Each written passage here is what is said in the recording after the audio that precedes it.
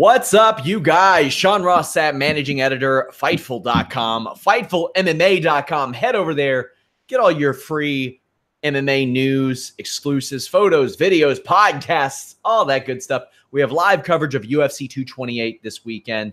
I will be doing a live post show, and of course, we have UFC 229 coming up right around the corner. Khabib Nurmagomedov, Conor McGregor. We got UFC 228 this week. We got some news to talk about. We're at a new time. 2 p.m. Eastern. You know, Joe's on the Brock Lesnar schedule as is. Then we got to accommodate him. But a new time for the Holy Smokes MMA podcast. If you guys don't mind, tweet out the link, share it. If you enjoy the show, just post it on Twitter and say, hey, I like this about the show. We're joined by James Lynch, our MMA insider, speaks to dozens of fighters every month, including several fighters on this show. James, how you doing? I'm doing well, guys. Good to be here after a nice long weekend. Also, the reason that I am in beautiful 4K right now, James. Oh, the webcam, you got it. Nice. Yeah, I took your advice. I got it. Now I can have people that on me and Jimmy Van's show, they can stop bitching and saying, oh, Jimmy Van needs to pony up and buy shot a better webcam. Because when I was in Toronto, I looked. Me and Jimmy had the same webcam. The same exact webcam. It was just the software it ran through. Also joined by Showdown Joe. Joe, run down your accolades. Pat yourself on the back. Okay. First things first, I want to thank Sean Ross Sapp, Jimmy Van, James Lynch for accommodating my Brock Lesnar schedule for a 2 p.m. start time on Tuesdays, solely for the fact that my son gets out of school now at 3:30 p.m. Eastern. So I sort of have to be there to pick him up. So if we did do the 3 to 4:30 podcast, that little 7-8-year-old would be alone and likely getting himself in massive amounts of trouble. So I thank you guys. In terms of my accolades, I don't know if you can see all the different various events I've been covering since the past, 20, I don't know, here, I'll move my, just look up here. That's just a bit of them. But yeah, 20 plus years in the industry, go back to the very first UFC in 1993, then got into the broadcast and sponsoring realm in 1996. Took it from there and then got onto mainstream television with Sportsnet, where James Lynch knows pretty much a lot of that company as well. And just play-by-play all over the world. Titan FC, Ryzen, it's got a sick card coming up. I got to say, yeah. We are the only MMA podcast to air on a Tuesday at 2 p.m. in the afternoon with 3 guys verified on Twitter. The only. Just a few bros with blue check marks hanging out. We got UFC 228 to talk about. But before we get into that, there was some news this week. It is the 28th season of The Ultimate Fighter, which Dana White claims will continue. I admittedly, as a guy who covers this for a living, had no clue that this season had started. Joe, are you watching? No, because my PVR is not recording them, and I think James probably knows why. With the station that's sort of housing it, you just never know what's going to be on. But I do want to watch it because, number one, we got to watch the fights. Number two, I'm all about building characters. I'm all about building it. But the amount of love that I have lost for The Ultimate Fighter, I hate to say that it's stale, but it's done. I think its time has come and gone. I get it. It's the last one for the Fox deal. I don't believe they're doing it for ESPN. Oh, come on. Anderson Silva's on this season. Anderson Da Silva. Okay. I was going to say Da Silva. Yeah, you had me there for a second. But yeah, I mean, look, I'll tune in. I'll get it. I'll watch it. But other than that, yeah. There are heavyweights and women's featherweights. And James, the reason why, well, quite frankly, heavyweights aren't often put on season of The Ultimate Fighter is because UFC likes to gobble up any prospects in that division that they really can and just employ them in their active heavyweight division. However, we did see Maurice Green pick up a first-round knockout, and there will likely be quite a few of those on The Ultimate Fighter. What's your interest level in this season? You also have women's featherweights, which, again, you would assume UFC would just snag up because, quite frankly, there aren't many of them. I'm in the minority here. I actually am into this season because you know, I know some of the fighters that were heading into the competition, and then also just with the fact that it's a little bit intriguing, just with the fact that it's women's featherweights. Now I know they're not true featherweights. A lot of them, you know, they're not women that primarily compete at featherweight. They're bantamweights usually that don't want to have to. Well, they're moving up a weight class because the real featherweights don't want to cut that much weight during the competition. I'm a little bit more interested than most. I will try and watch every episode. I didn't watch it live the night of, as Joe mentioned. You know, it's tough here in Canada figuring out what channel, what time. You know, it's not as easy as you would think. So I tend to usually watch it at a later time. Plus, like Wednesday at 10 is just not doesn't jive for me with a kid. You know, it's tough. But I did happen to catch the first episode, and I like it. You know, I like the way they're really focusing on the storylines of the people on the show and doing the home video stuff. They did a really good job with Maurice Green, who I actually knew before the show because I interviewed him when he fought for Glory, and then of course he fought for LFA earlier this year against Jeff Hughes. So there, you know, Mo's been a little bit well known heading into the show, and I don't know. And there's a lot of fighters on there I don't know. So for me, it's a chance to see, you know, some other prospects that are out there. And I guess I am in the minority, but I'll probably watch every episode, but I won't watch. I'm not going to be live tweeting it like some people will. I was surprised Marsha Allen got picked last a few years ago. I think it was about 2013-ish. I was like, okay, she could be something. She lost to Jessamine Duke and Ashley Evans Smith, but has had a nice streak. And hopefully they can fill up this women's featherweight division. But I wonder if the women's featherweight division will even continue to exist after Cyborg either leaves or retires. I wonder if they'll just be like, all right, we're not rocking. Because, I mean, fewer things get on my nerves more than people who claim that the talent is there for a women's featherweight division. There isn't. Even if you took all of Bellator's, it's still really thin. But Bellator has most of them right now. It's few and far between. And I do appreciate the fact that UFC, without really saying that they did it, they did attack two divisions that they don't usually attack on this show. And if I were Dana White, I would come out and say that. We don't usually put heavyweights on this show. It rarely happens. But they haven't seemed to go that route. But they have went with the heavy hitters tagline. James, if you had favorites among these heavyweight and women's featherweight Ultimate Fighters, who would you pick? Oh, geez, it's difficult. I think for heavyweight, I really like Josh Parisian, the guy who was on Contender Series. If you remember, he knocked out Greg Rebello, and then Dana, instead of giving him a contract, just said, hey, go on the Ultimate Fighter. I think there's a lot of talent level there. He trains at a Scorpion Fighting Systems with Amanda Cooper and you know, a bunch of other fighters, and he's pretty well known in the regional scene. He looks legit. Mo Green, who we saw win on the first season, looks good. His ground game, we don't know, but he's a big guy. I mean, that's basically how he won the fight, was that he was able to utilize his range and sort of go that way. For the women, it's really a crapshoot. I don't know a lot about you know, some of the international fighters. I did interview Pani Kianzad today, coming to Fightful very shortly. Literally uploaded the interview before he came on here. You know, she's very talented. I mean, went the distance with Sarah Kaufman. Granted, that's a bantamweight, but I think there's, you know, the talent levels there for her. She definitely, you know, got 2 wins heading into the show, so there's some potential there. But the women, I'll put a question mark on. But heavyweight, I think Josh Parisian for me is the guy. I think he could surprise a lot of people. Also worth noting, the Ultimate Fighter 28 finale, November 30th. The only fight we have confirmed is Pedro Munoz against Brian Caraway. And I just got to say, Caraway in life right now can't catch a break. For one, he's fighting Pedro Munoz. But two, the Tate thing. He got bounced from the rankings because I think of maybe a contract dispute. And even though he's back in the UFC, they just didn't put him back in the rankings. He was like top 10. And he got the fight confirmed like 2 weeks ago. Nowhere to be seen in the new rankings. But I wanted to speak about the rankings to you guys. I do the UFC rankings breakdown on FightfulSelect.com. Every week, I release them a week later. Some of the major changes. For some reason, Mackenzie Dern emerges back in the women's strawweight rankings. But Joanne Calderwood, number 11 as a women's flyweight. I expect to see her closer to the number 5, 6 spot. I expect like her and Carmouche and Shikagian, Sajara Eubanks, Nico Montano, Shevchenko to kind of be the top pieces of that division early on.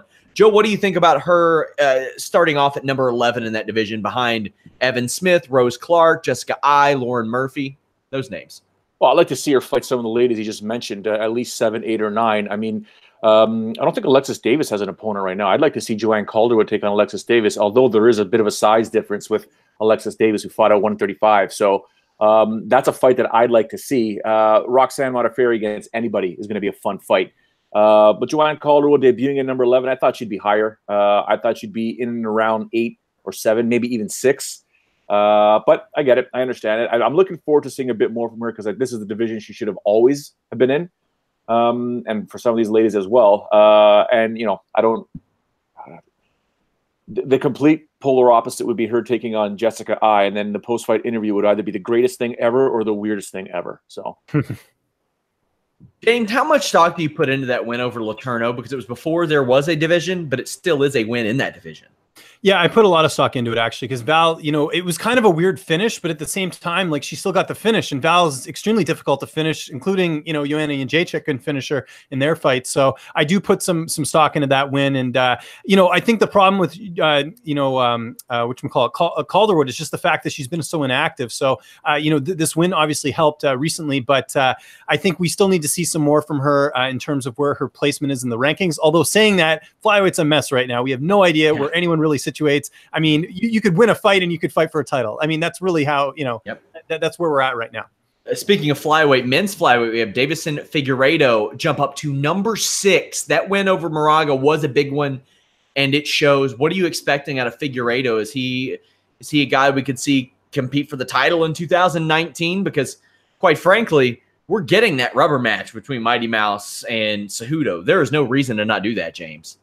Yeah, I think very soon. I think he definitely impressed recently, you know, especially with his last fight. You know, Dustin Ortiz is another guy who's on the rise. I think he got a big win on that Calgary card. I thought Alex Perez looked good recently, defeating, you know, Jose Shorty Torres. I'm surprised Perez isn't ranked, actually, now that I look at the rankings here. But Figueiredo, to answer your question, I think he will definitely be up there. I think this guy is a title challenger. I think he proved that in his last fight. John Moraga is no joke, guys. I mean, this is a, you know, former title challenger. To go out and get defeated the way he did, I think that was a huge win for him.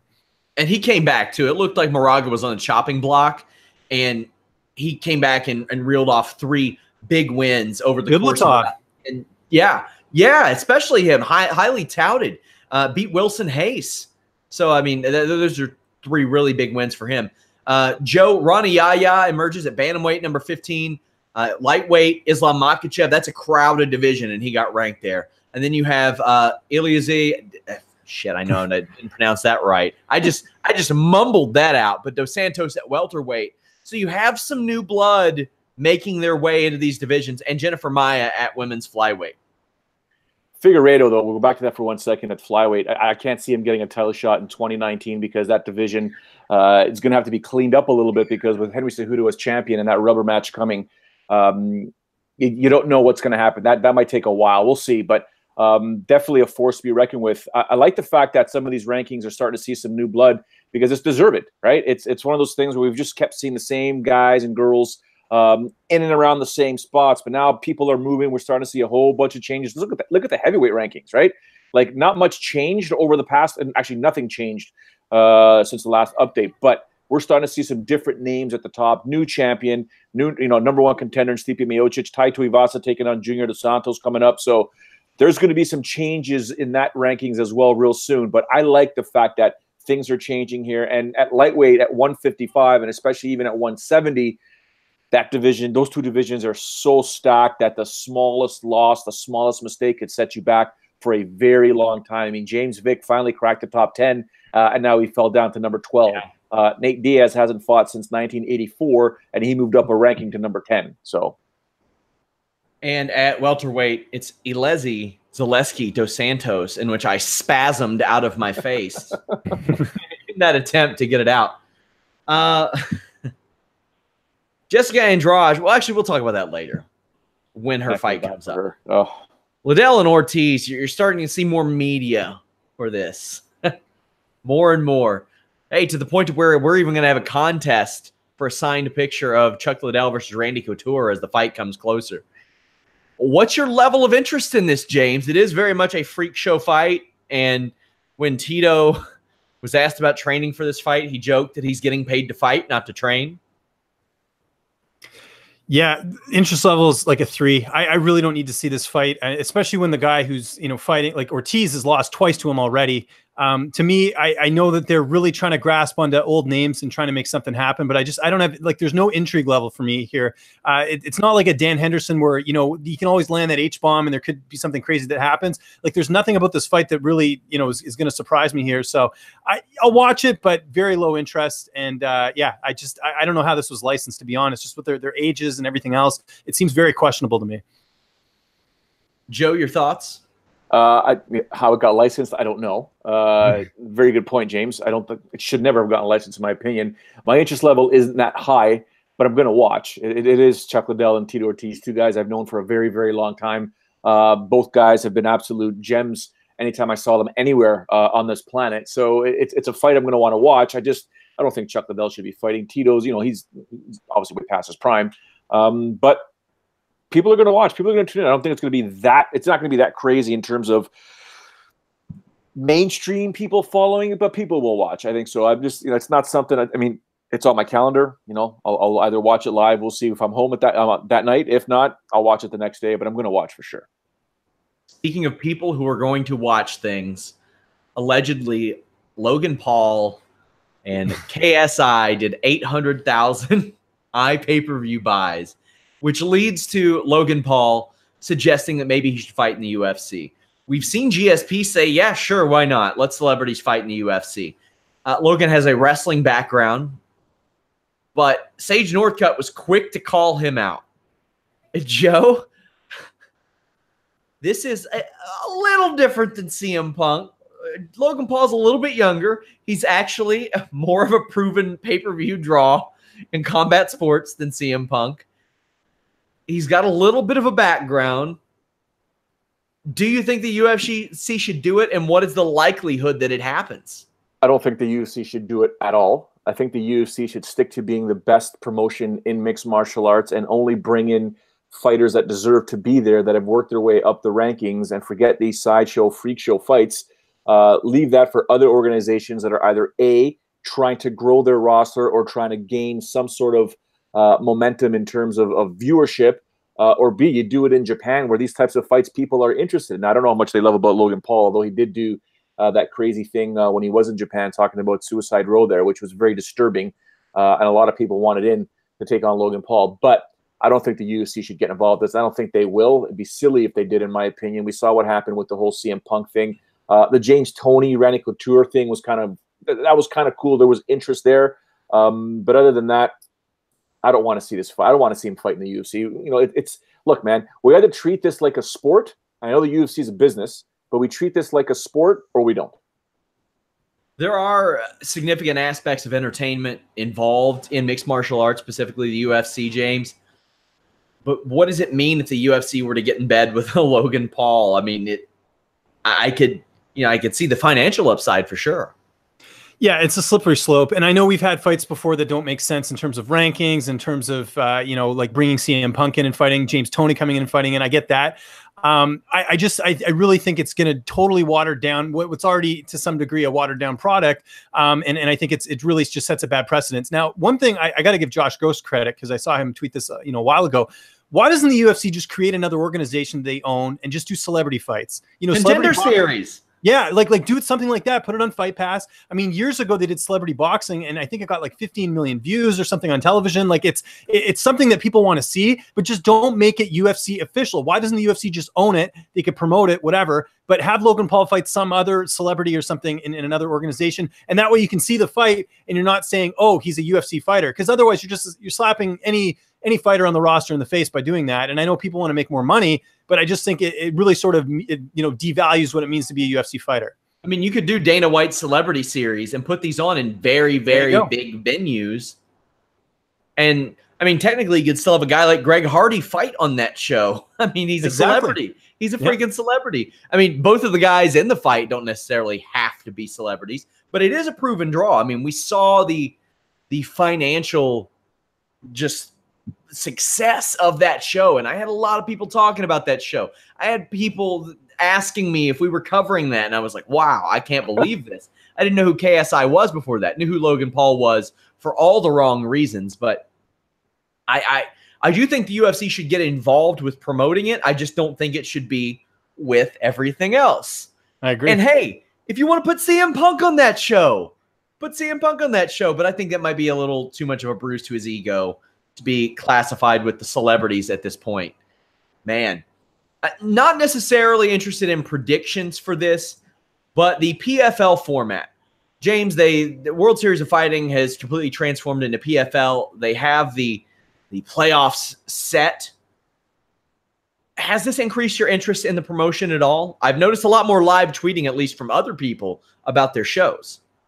Yeah, the problem, I like the PFL format. I've always been a fan of the tournament format, even when Bellator used to do it. I think it definitely creates some intrigue because, you know, you want to see how a fight's going to end. You know, how many points is someone going to get? I mean, there's certainly flaws with the system. I don't know if you saw the issue with Shlamino Rama, where he's now in the playoffs because he defeated his opponent by doctor stoppage. But for some reason, the commission said that it was 1 minute into the third round, or like a second into the third round, instead of it being at the end of the second.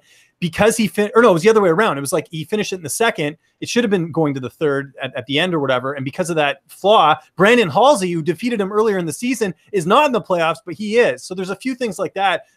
That's more of a commission thing, I think, than anything. But in terms of the format and everything, I think it's great. My only issue is it's just tough to try and watch something on a Thursday when you got everything else going on. So I haven't been watching a lot of it live. I've been catching up after, but I think it works. I think if these guys are going to get paid at the end, if they are going to get their $1 million, I think it's a good outlet for fighters who are, you know, cut from the UFC, can't get into Bellator.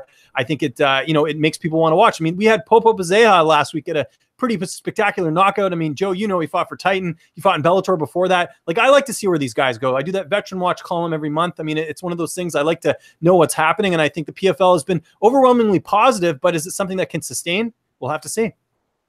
Joe, you're a family guy. You've got a lot of obligations. I mean, what could drag you into watching PFL on a Thursday night? Well, it'll drag me in. First things first, if you go right to the website right now, pflmma.com, you'll notice exactly what you and I have talked about forever, Sean. A bracket format. You see it, you can click it, you can do the featherweight, the lightweight, whatever. You can see who is fighting whom when. And I think that's fantastic. That's how it should be done. Now, will I watch it? Well, I mean, we talk about, you know, Bazea right away. He's taking on Andre Harrison in the quarterfinals here in the first round in New Orleans. Fantastic. Love it. That's a great fight right there. Lance Palmer, he's competing. Great fight. Steven Seiler, a guy I know as well. There's some good names in this featherweight class, for example, in this featherweight division. But now we can see that every single one of these fights, guys, means something. In the end, someone's going to get $1 million. But now we can see every time one of these guys fights, and I know James just gave the example there that was absolutely insane how he's in the tournament. It just makes no sense to me. But anyways, we can see it now. So I like this. I like this format. I think it should get a lot more traction. A problem is Thursday nights, challenging for a guy like me because I'm coaching soccer Thursday nights and I've got a bunch of other things going on. But I like it. I absolutely like it. I think the format's fantastic. The way they're presenting it on the website's fantastic. This is how it should be for any and all mixed martial arts. And the UFC can take, and the UFC is the UFC, guys. Let's not kid ourselves. But it's good to know that these fights now mean something. Each fight, you know, when they compete, when they're going to be competing again, when the finals are, the championship is, winner gets $1 million. I love it. I love the bracket format. I always have. Remains to be seen how this all ends up. Sometimes tournaments can go awry. Quite often, tournaments can go awry. Another thing that went awry is the relationship between Donald Cerrone and Jackson Wink MMA. This is wild. Cerrone's been involved with them for a long time, but says that Winklejohn essentially booted him out of the gym because his loyalty lies with Mike Perry, who is paying him money right now. Joe, this has been a knock on Jackson Winklejohn in the past, the Rashad Evans, John Jones situation. Who do you side with right here? Who do you think is in the right?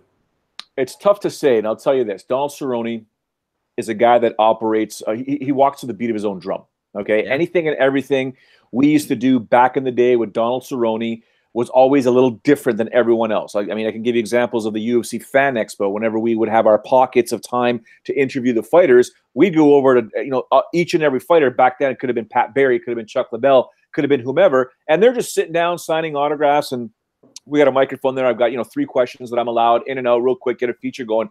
Cerrone would hop over, and he'd be doing autographs sitting on the table with the fans right in front of him, driving security absolutely crazy. When we had the there were times we would go down to, you know, Winklejohn or Jackson Winklejohn, the gym in Albuquerque, and everybody was there tons. It was a big, huge media day. Everyone's got opportunities to speak with everyone. Donald showed up 30 minutes with 30 minutes to go. Showed up with his horse. Everything was cool. Blah blah. Jumped off. Got in. I started just hitting the pads while we're all trying to do interviews. Right, mind you, I got a fantastic sit down with him. Don't get me wrong, but it's a guy that operates to the beat of his own drum. Now, when you have a conversation with him outside of MMA, the guy is out there. Like, he's out there. He's absolutely a thrill-seeking nutcase, in my opinion. The guy's nuts, but that's the type of life he likes to live. So he has never been a guy that generally follows rules. He wants to do whatever he wants, whenever he wants, however he wants. Now, the whole thing with Jackson Winklejohn, what's happened there? Greg Jackson and Winklejohn, they have a gym to run. Okay, they had their bread and butter is that gym and whatever 5%, 10% they make on the fighters. So if Mike Perry's there paying, but Donald only comes in apparently every so often, we saw what Diego Sanchez said. Is he really part of the gym when he's got the ranch? He's got his own gym. He's got to train whenever he wants, however he wants. He's not really, quote unquote, the way they mentioned it. He's not really part of the family helping other fighters get ready for their fights. He's an affiliate, essentially. In essence, he's an affiliate. So it's tough to say. I mean, if I'm Donald Cerrone, I'd be a little upset as well. Not going to lie to you, because I've been with this gym for such a long, long time. But on the flip side, when you hear Winklejohn basically saying the guy's never here for anyone else, we got a business to run here. And this is how we're going to run it. I mean, I've not trained regularly with my fight team in years, like since some injuries. And there have been some people that have come in there that I don't like. But you know what? I look at my coaches and I realize that it's putting money in their pockets. I realize it's helping their livelihood. And I say, you know what? I'm not in there to worry about it anyway. Donald Cerrone's not in there to worry about it anyway. James, how do you feel about the situation? Yeah, it is interesting. I think you guys hit the nail on the head there about Cerrone being sort of an affiliate of the gym at this point. And, that his attitude, whether people love it or don't love it, I mean, it's going to rub some people the wrong way and rub Diego Sanchez the wrong way. I don't know if you guys saw his Instagram post. I mean, he basically said that, he wasn't there when, guys needed help for training. He's only there when he wants to be there. I mean, I get it. I get it from both sides. It's just one of those things. But this was bound to happen. You have this at bigger gyms. When you have big gyms, you have fights that are going to unfortunately come together. And, I know Perry hasn't been there that long, but I mean, you're going to have scenarios like this. Even before Jones and Rashad, Joe, you probably remember Diego Sanchez and George St. Pierre almost fought. And that's when Sanchez basically left the gym and went to train in San Diego. And St. Pierre ended up training there a lot more. So it's one of those things where it's bound to happen. And we're sort of faced with this. So I don't really think it's anyone's fault. I just think it's the reality of the fight game that if you have a bigger gym, you're going to have situations where people are going to have to fight each other. And, this is just one of those situations. And, like you guys said, Jackson's has to run a gym and Cerrone obviously has to get the training where he can get it, but he has other options. I'm inclined to agree. It's a messy situation, and it's unfortunate because Donald Cerrone has been tied to that gym for a very long time. And Lord knows the secrets of that gym he's kept with some of the characters that have come and gone, and himself. Not only that, and Winklejohn and Jackson stayed by Cerrone's side when he had some controversies that would arise. So it's an unfortunate fracture, but it's one that ultimately boils down to dollars and cents. And I can't really blame Jackson and Winklejohn for wanting to go with the guy who's making them money right now and will likely well into the future. We'll see how that goes. The driver who hit and killed and then ran off from Jordan Parsons 2 years ago was sentenced 10 years in prison, 10 years probation. He will not be able to consume alcohol. Fitting punishment, James? Absolutely. You should get, whatever, this guy, multiple, offenses before this, and he killed, just a great guy. Those Parsons things hits really hard for me, especially because I interviewed him literally 4 days before he was killed. And, it's one of those things where I had a bit of a relationship with him. And then just to find out, his career's over, first of all, because you hear about the leg, and then he actually passes away is just unfortunate. And, we got to keep people like this off the streets, multiple offender. There's no reason this should have happened. This guy should have never been driving a vehicle, and it's just a sad situation all around. Joe? Yeah, I agree with James. I mean, it's a terrible situation. And, multiple offender. That's all you need to know, right? It's very unfortunate that, we lost someone like Jordan, but it's get these guys off the street. And we can go back to what we were talking about last week about, dudes with Nazi tattoos and they can't get them taken off. And then, it's crazy. Get him off the street. He's gone. 10 years. See ya. Invicta FC 31 happened last week. Joe, did you watch any of it? I did not. James? Caught some of the replays there. You know, good. There was a featherweight fight that sort of kicked things off. The Aubrey Wolf and Holly Salazar. That you know, a draw. Yeah, and you know, Audrey was supposed to be on The Ultimate Fighter. At least she tried out, didn't make the show. So you know that was interesting. And hey, Lisa Spangler. A lot of people aren't talking about her. She got a big win. I don't think people are expecting her to get that. She trains out in Washington State. Looked really good there. And of course, Pearl Gonzalez. A lot of good fights on this card. You know, Invicta always puts it on, and I like how now we're seeing some UFC fighters like Jamie Moyles back with them now. Like it's good to see them kind of you know move the fighters back and forth. So it's not like the UFC is just taking all the women's fighters. Like Lisa Spangler, she had a great amateur career as well. But Pearl Gonzalez, shout out to her. She followed me on Twitter today. So shout out to her. Speaking of women's MMA, Kayla Harrison expects to hold a major MMA title by the end of 2019, which begs the question, James, what is a major MMA title that she can hold? I have no idea. I don't know if that's her manager talking per se. If you know who her manager is, but yeah, I mean, she's obviously a talent, but it's so difficult because she cuts. Her last fight was it not 155? It wasn't even featherweight. Yeah, which leads me to hope that she becomes overwhelmingly dominant, and then people nag Cyborg to move up in weight to fight her, and then Cyborg will probably be like, "No, she's too big. Why would I do that? Why would I do such a thing?" Yeah. So I'm looking for. Yeah, I mean it's a nice story in MMA. It's she's just in the wrong weight class. Unfortunately, it just stinks because you know they're going to have to figure something out with her because anything higher than 135, you know it's a desert out there. We just talked about The Ultimate Fighter. I mean it's difficult to get talent in there right now. So it's just we'll see what happens. But obviously you know good story with her being an Olympian and everything else. I was shocked that Helen Morales didn't get into pro wrestling or MMA off of her 2016 gold medal. I mean, she has a great look. She's really personable. She could compete at 115, 125. Also, WWE would love, I know WWE would love to have her. They were taking a good look at her then. She still, I think she turns 27 this month. So that's a name that I still, even 2 years later, I look at. And I know she's still doing a lot of stuff with amateur wrestling. And the thing is, a lot of the amateur wrestlers, elite amateur wrestlers of the world, if they can keep making money doing amateur wrestling to some degree, that's what they stick with. But if they see MMA pro wrestling as a more viable option, then that's the way they go. UFC 228, just a reminder, James does have pros picks both on the Fightful YouTube and his YouTube. Go to FightfulMMA.com, click that exclusives tab. It's quite the card.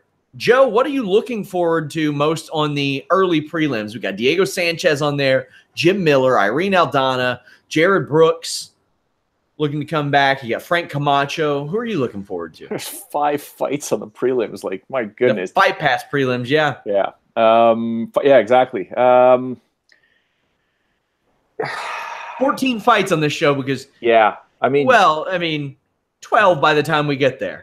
Jim Miller's not going to have an easy fight with Alex White. Now there's Diego Sanchez with Craig White. So those are interesting fights to take a look at. I mean, there's 2 Whites, there's 2 Sanchez's on this prelim card. You know, Jared Brooks fight's going to be pretty good too. I like it. It's just a matter of, you know, if I'm going to choose one, Diego Sanchez has always wanted to be one of those guys that no matter what he does, when he does it, it's always fantastic from the time he walks to the cage or runs to the cage, depending on which fight it is. I just don't know how much he has left in his tank. So this could be a situation. I mean, I'd hate to see it happen on the Fight Pass card, but 2 guys could be retiring at this point here. Right? These are 2 guys that if they get knocked out first round quick and early, Sanchez and Miller should be rethinking their careers. James, let me ask you, Diego Sanchez has never lost 3 fights in a row, which is wild to think. Does he stave that off on Saturday night? It's tough for me to pick Diego Sanchez just with the way things have gone for him. Now, granted, he has fought some tough guys and guys with really good knockout power. But Craig White, I mean, this guy's like a light heavyweight trying to cut down to welterweight. I mean, thankfully, he has a full camp now. If you remember, he cut, I think, 30 pounds in like a week or something like that when he fought Neil Magny. So, you know, he's had a full camp now. He'll probably be back to normal. But yeah, I don't know. I think you have to pick White here. I mean, just the younger guy has more upside. Sanchez has just been, Joe knows, there's so many wars. I mean, it's just crazy to think that he's still fighting. Still the only fighter in the UFC, I think, across the board, even if you look at all the other organizations, that was part of season 1 of the Ultimate Fighter that's still competing. So I don't think things are going to go well for him. But it's funny, I talked to Sanchez, and he thinks that Matt Brown fight was actually an illegal shot. He feels that he was hit in the back of the head or something like that. So I don't know. We'll see, but we'll see. He seems to think he's going to run over Craig White, but we'll see what happens on that one. But to answer the question you asked, Joe, I actually like this Jared Brooks fight because it was supposed to be Ryan Benoit and Sanchez, and now you've got Jared Brooks, who's definitely looking for some revenge after that fight against Shorty Torres, where he was winning and then he kind of knocked himself out, and Torres ended up winning the fight. And I'm intrigued by that. Can this guy come back? Because he heard it all day, all night on social media and everything else. Oh, yeah. How do you respond to that? Not only that, he went to a split with Figueiredo. And the thing is, he came into that fight as a highly touted flyweight prospect, one of the next comings of a flyweight star. And a lot of people thought that Brooks won that fight. When you look at the media scores, most people had Brooks winning that fight. I think 70% of fans had Brooks winning that fight. So, I mean, he's got a chip on his shoulder, and he went from 13-0 to facing 3 straight losses, which really shouldn't be 3 straight losses. You look at those 2 losses.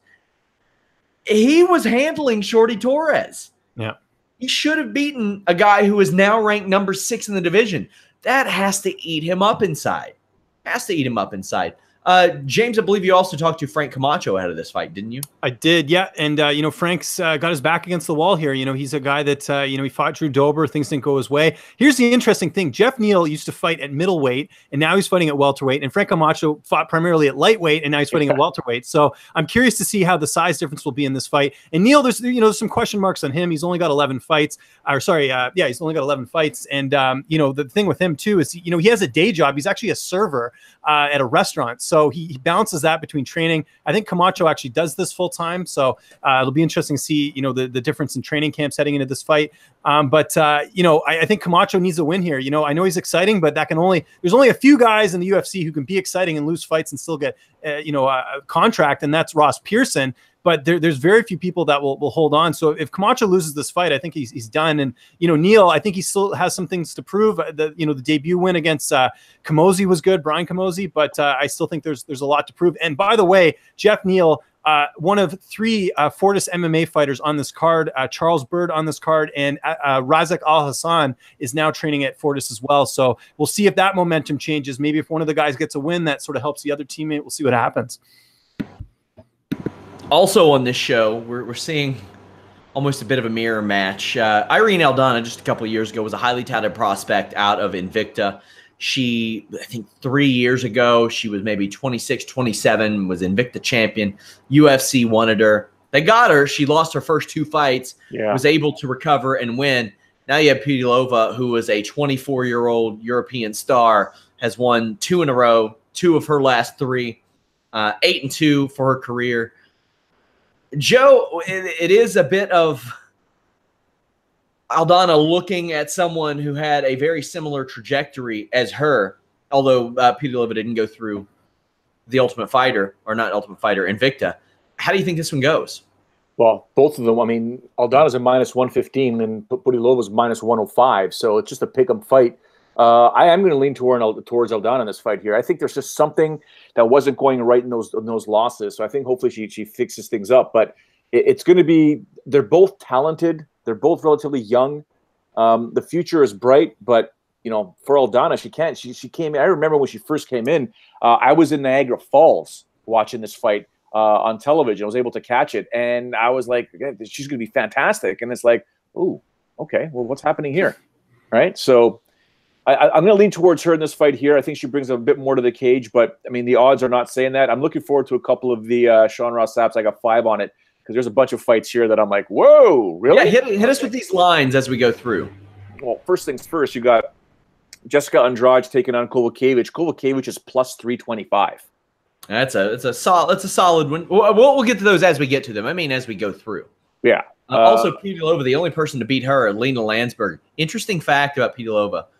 First fight as a pro, bantamweight, second featherweight, third flyweight. You don't see that often. I mean, you used to, where women would just take fights wherever they could get fights, but you don't see that a lot these days.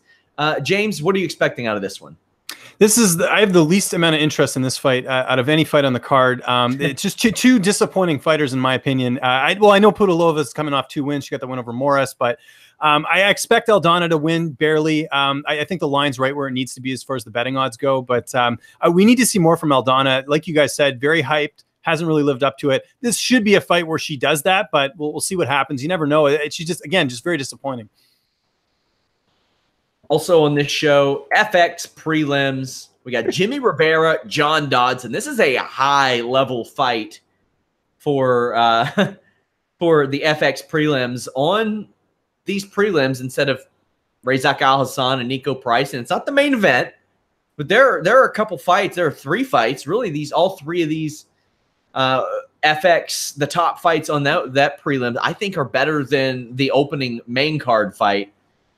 But Jimmy Rivera, John Dodson, a couple guys who are trying to keep their name in the conversation. Dodson's coming off of a win over Pedro Munoz, has won 2 of his last 3. Jimmy Rivera was real close to a title shot. Unfortunately, Marlon Moraes' foot was a little bit closer to his temple and derailed that. How do you think this one goes, James? Well, Fightful.com is the only place where you can find interviews with both Jimmy Rivera and John Dodson. So just keep that in mind to our listeners out there. But this is a coin flip. It really is, because here's the thing: Dodson, his losses at bantamweight have all been by split. I mean, they're fights that were extremely close, as it says in the split decision, and they're really good opponents as well. And Rivera, I mean, the knock on him has sort of been, has he fought the legit competition? I mean, he does have that win over Almeida. He has the win over Faber, but Faber retired shortly after. So it's tough to say at this point. I mean, you don't just win, what was it, like 20 straight fights for nothing. He did lose on the Ultimate Fighter, but I digress. Rivera, I think the thing that what it comes down to is, that last loss, how does he respond to that? When a guy loses, they sort of have to make adjustments. How are they going to figure things out? Rivera always seems to have really good game plans. And I wonder if that last fight, a lot of that, I wonder if there's some trash talk heading into that fight with Moraes. Moraes' manager, again, don't need to mention his name, but there's a lot of stuff being said back and forth. Did that play a role in that fight with Moraes? Was Rivera, sort of shooken off his game, so to speak? I don't know. We'll see what happens. But if I have to make a pick in this fight, I'm going Rivera slightly. I know that's, Dodson doesn't usually lose fights like this, but I just think he'll have more volume. I think he'll do more in this fight, and I think he'll get the win here. And Dodson needs the win too, because he's kind of, I think people expected when he moved up, it was only a matter of time before he's going to get to have that rematch with TJ Dillashaw, but that hasn't happened. And I think both of these guys really need to show the top of the heap. Obviously, Rivera a little bit more of a natural bantamweight than Dodson is, but Joe, we got a couple of real. This is so under the radar. Nobody is talking about this fight except for FightfulMMA.com. Click that exclusives tab for those interviews. Jimmy Rivera won 20 fights in a row before June. Nobody's talking about this fight. These are 2 guys who could be competing for the title next year. Yeah, I'm a little confused at how they're placed on this FX card, because what you want to do is you want to drive people with the last bout to buy the pay-per-view. I'm not saying, I don't know.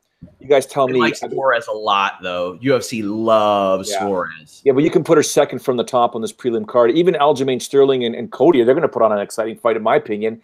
That's going to drive people for sure. I get what the UFC's doing here, though, because you do have a co-main event, Nico Montana and Valentina Shevchenko. So the women are going to get showcased no matter what. But Jimmy Rivera, John Dodson, I think, and correct me if I'm wrong, maybe this is the mentality, but John Dodson, for some reason, just because he hasn't been able to finish fights, they might think it's a risk to put him there for 15 minutes before they head into a pay-per-view. I'm going to lean towards Jimmy Rivera in this one here. I think he's going to put the pressure on John Dodson. John Dodson is not getting any younger.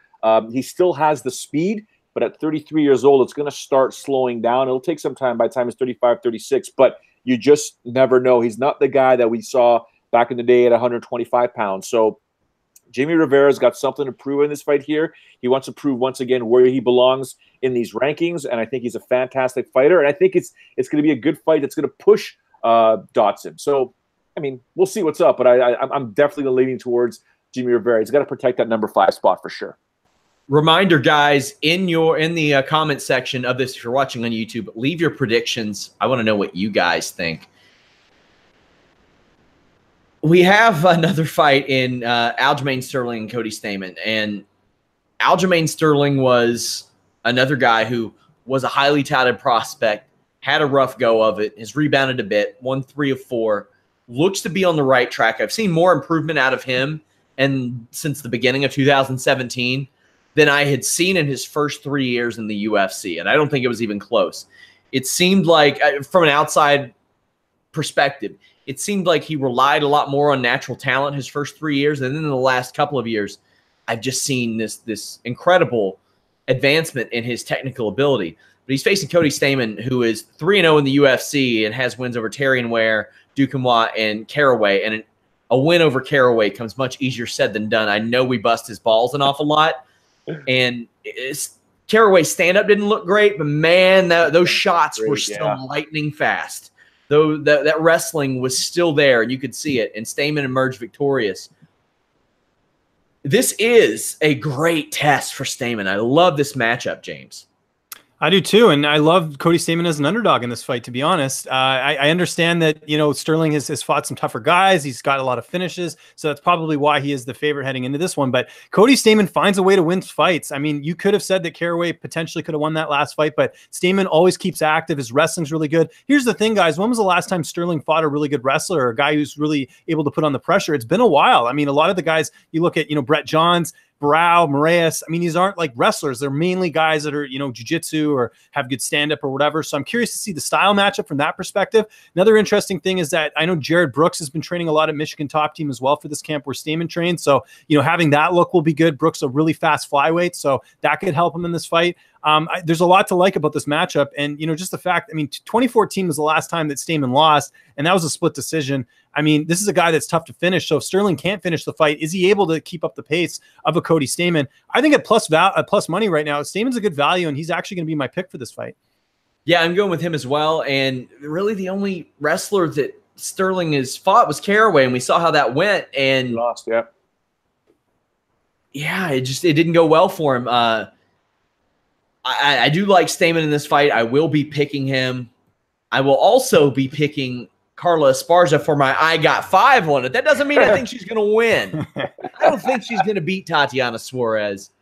But at plus 415 some places, I'll take a former UFC champion for my I got 5 on it. Other I got 5 on it. Carolina Kowalkiewicz plus 325. Nico Montano plus 800. Take the flyer. Take the flyer. Just a banana peel can be slipped on. But we got Carla Esparza against Suarez. And like I said, the UFC likes Suarez an awful lot. A young girl with her background in the Olympics, and she's undefeated. I think she's 9-0, including the Ultimate Fighter, has had a good run of it. But she's facing a former UFC champion who I had completely wrote off at this point. I thought that Esparza was kind of done. I didn't think she was really, her heart was in fighting. But after the Randa Marcos win, she looked pretty good. She lost to Gedalia, but I mean, lost a split decision.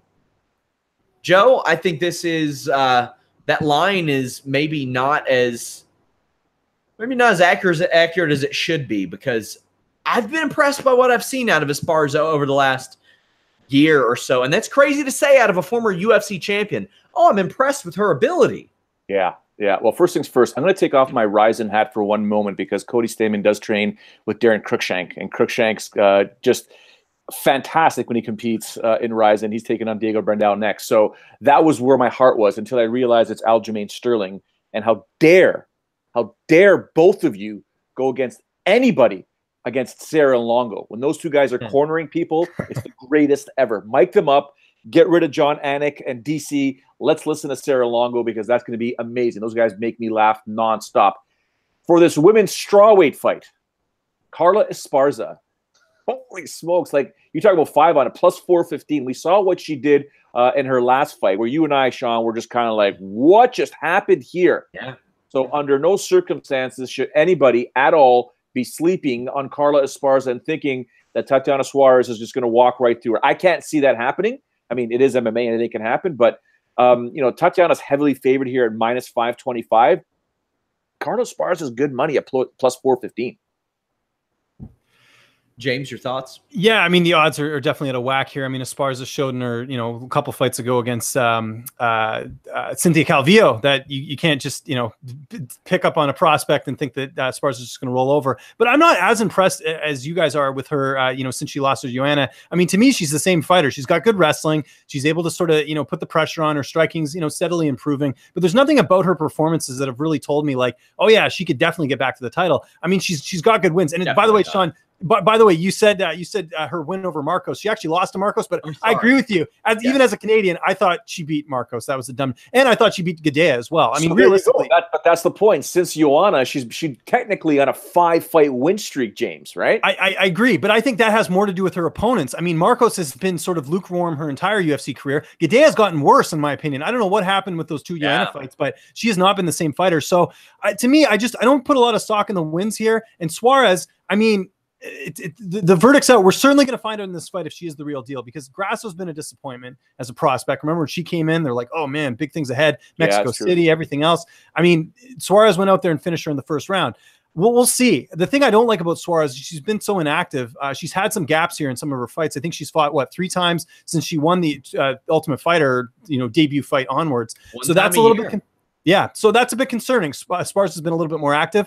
With that said, though, there's something about Suarez. When I watch her fight, I feel like we could see a potential champion down the line. There's just something about her, whether it's her background, whether it's anything else. There's something about her that has that sort of that extra, that it factor. And I think we'll see it in this fight. I think this is going to be her coming out party as far as taking out a legit veteran. But with that said, am I going to lay down? What's the odds right now? Minus 525? Hell no, because anything can happen, right? Yeah. But my pick is definitely Suarez in this fight. I think she will, prove her worth in this fight and against a former UFC champion.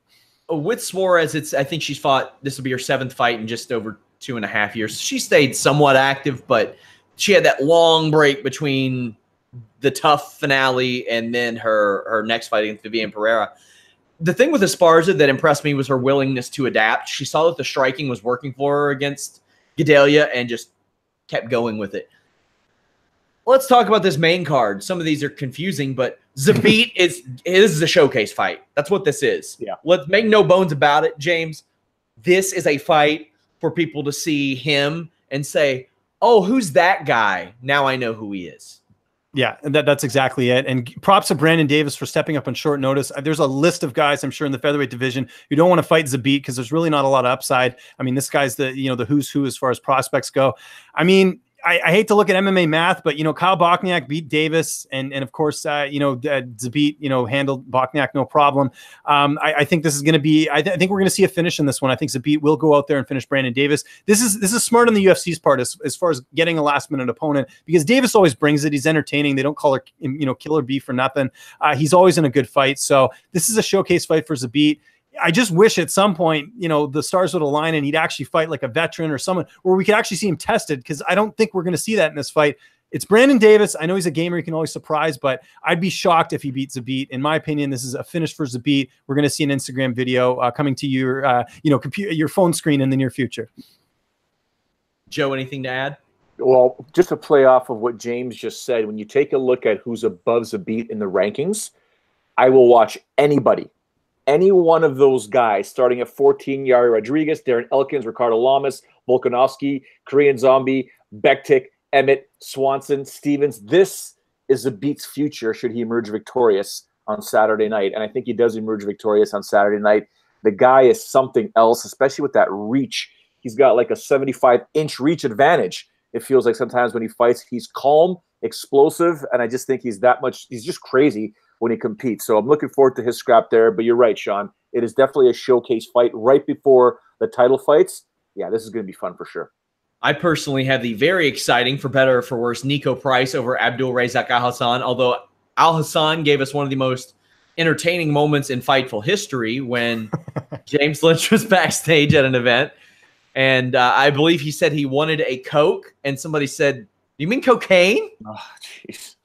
Yeah. Oh, that was so good. Yeah, go watch that on the YouTube channel, because he like totally got like surprised. He's like, no, not Coke, cocaine. Yeah, it was so funny. It was a fantastic reaction. James, what do you have here? I got Price here. I mean, it really just comes down to level of competition. I think that, I like the fact that Razak is at Fortis now. I think he's going to get better training partners. He definitely has a better camp going into this. But, 2 wins over Saba Hamasi, who, I know Joe, he's a Titan alum there, a good guy and everything. But, it's one of those things where I can't put stock in a guy whose notable wins are Charlie Ward and Sabat Hamasi twice. Whereas Price, I mean, you look at some of the one loss to Luque, who I think is, a future challenger, at least a top 10 guy in the future for sure. I mean, all of his wins have been dominant. I gotta take Nico Price in this fight. I just think he is really, up there as far as, his skill set and everything like that. And I believe the odds were pretty close last time I checked. I mean, right now, Price is the underdog here. Go get that underdog money. Take advantage of it. I don't think Razak is what everyone's hyping him up to be. I think people like that he made a Sports Center highlight in his last fight, and people are forgetting the level of competition he's facing. I think Price takes this one. The level of competition he's facing back to back at that. Up next, sorry, Joe, give your thoughts. James is wrong. There we go. Get some argument. Let's go. No, I think Al Hassan wins this fight. I know what you're saying about the victories that he's had in the past there. I just think he's fantastic. I think he's going to, if he can keep that stamina going, because he may not get that first round finish that he might be expecting.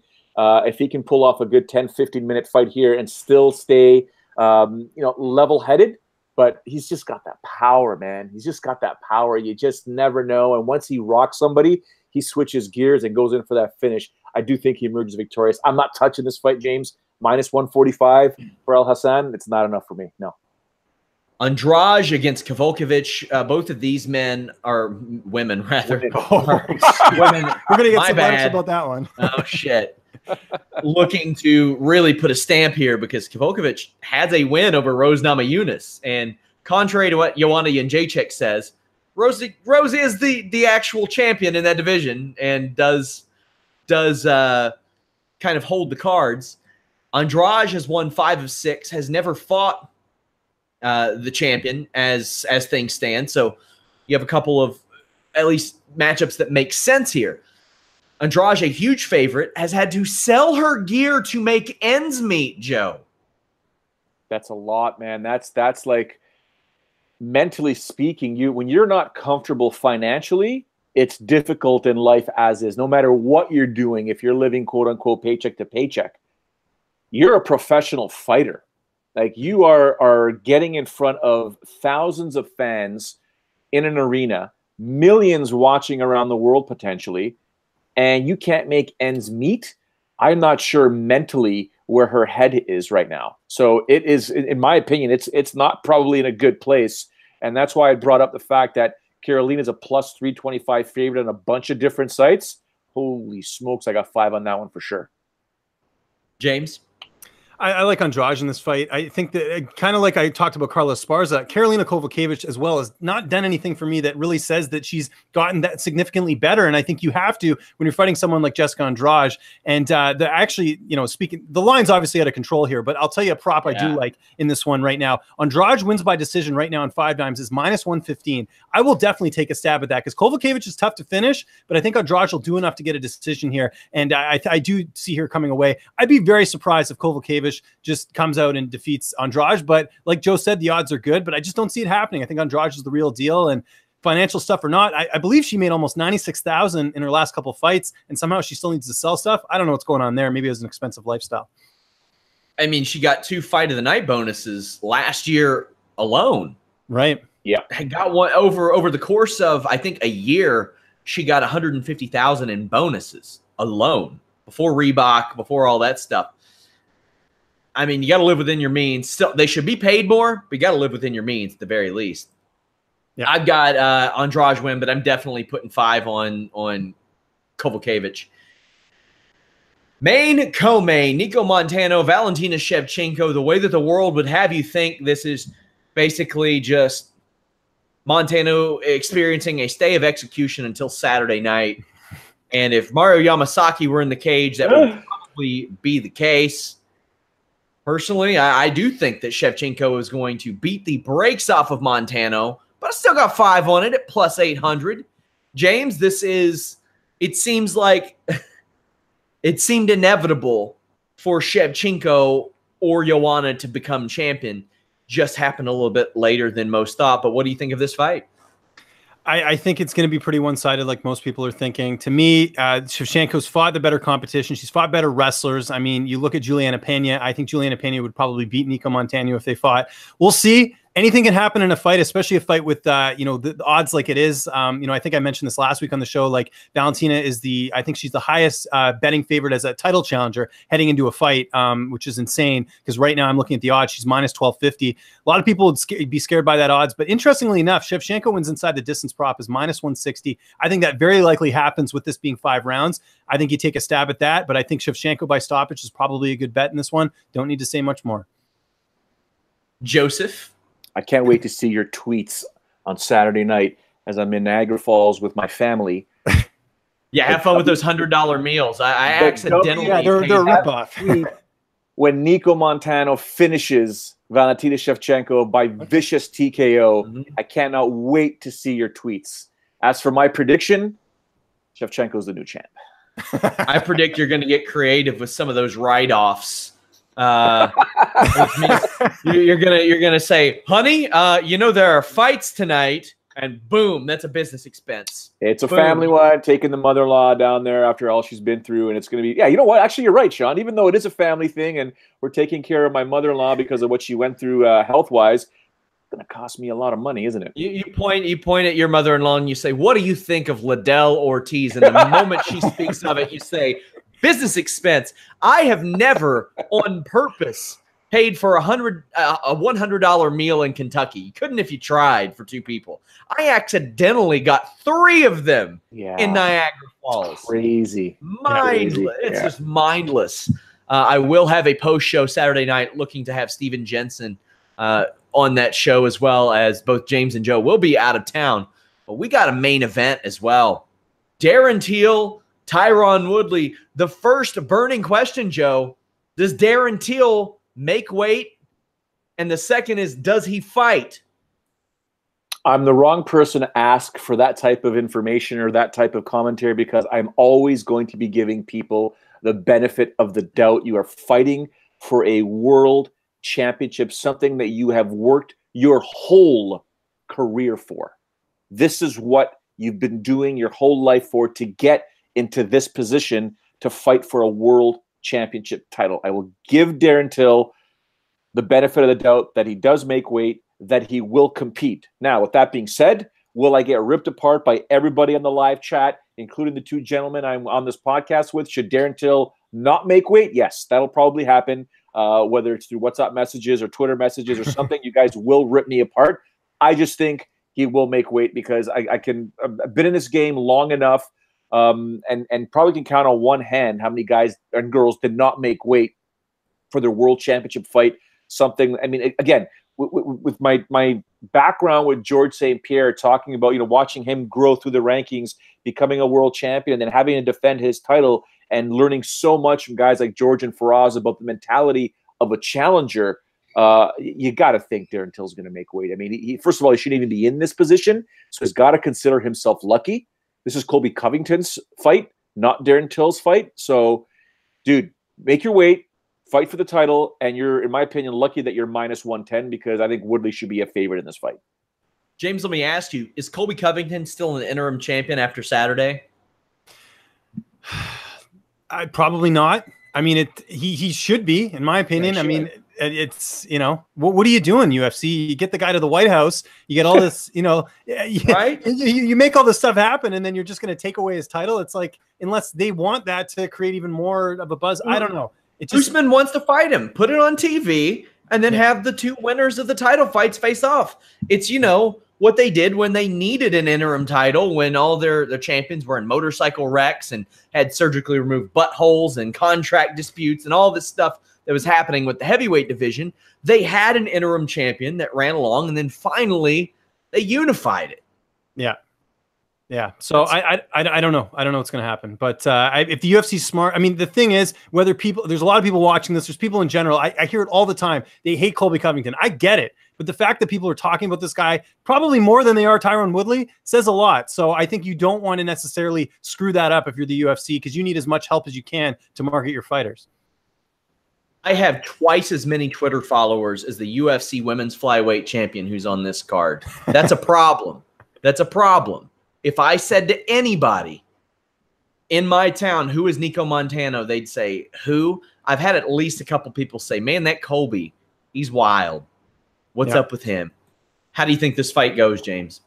I like Tyron Woodley in this fight. I think the fact that Till even has to worry about the weight cut and, you know, whether he makes weight or not, I believe he will. Although, Joe, I will say this. I mean, it doesn't get any bigger other than a title fight of having the UFC's first card in Liverpool and you're headlining the card and you still miss weight. Like, I know you had family issues, but come on, man. Like, you got to – I don't know if that gets any bigger as far as a title fight. So, to me, it's like the magnitude of this, I think, is irrelevant for him because it's like he had the big fight in his last fight as well, too. So, the fact that he missed weight there sucked. But I think he will make weight.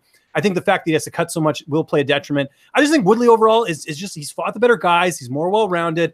I mean, if Till's able to, you know, go in there and finish him early, it's possible. But I mean, Nate Marquardt's the only guy who's been able to finish Woodley, and that, I mean, that ain't saying much. So I think you have to just look at the experience and the wrestling and then just a lot of things. Now, Woodley's had the layoff. Obviously, that's concerning. But if you remember the last time he had a long layoff, he knocked out Robbie Lawler. So I'm going with Woodley in this one. I think he'll find a way to get it done. And yeah, I think you know, Till will put up a good fight, but Woodley will come up victorious. Personally, I'm going to go with Teal. I think the size is going to play a big factor. It might neutralize Woodley's wrestling a little bit because the 3 inches in height is one thing, but the frame is the other thing. And, you know, I wouldn't be surprised if Woodley wins this fight, but coming off of the layoff that he's had, that makes me question things. Also, the type of injury that he has. How much will that neutralize his striking game? How much will the surgically repaired shoulder labrum, whatever it may be, really hamper him? Joe, what do you think? I think Darren Till is going to be on his back for the majority of this fight. I think he gets taken down at will by Tyron Woodley. I think Darren Till is going to get too aggressive. Woodley's just going to take him down and punish him round by round until he's able to finish him off. I think Tyron Woodley gets a finish in this fight. UFC 228, we do have a live post show, and we have live coverage this Saturday night. FightfulMMA.com is the place to be. Of course, Fightful.com has pro wrestling, MMA, and boxing. Do not sleep on our boxing coverage. Myself, Carlos Toro, have a Triple G Canelo post show coming up in a couple of weeks as well. Check that out. We've got all kinds of inside sources talking about that fellow who walked out in the middle of his fight, not even at the middle of his fight, at the beginning of his fight. Check that out. And, of course, we have the best wrestling coverage in the world. Make sure you all are following James Lynch. Make sure you all are following Showdown Joe. James Lynch has interviews nonstop, not just for us, but all across the MMA world. Leave us a thumbs up, subscribe, and remember, we're running a contest, a WWE DVD contest. Any comment on a video gets you entered. Make it substantive. Man, I'm fumbling over my own words today. We're out.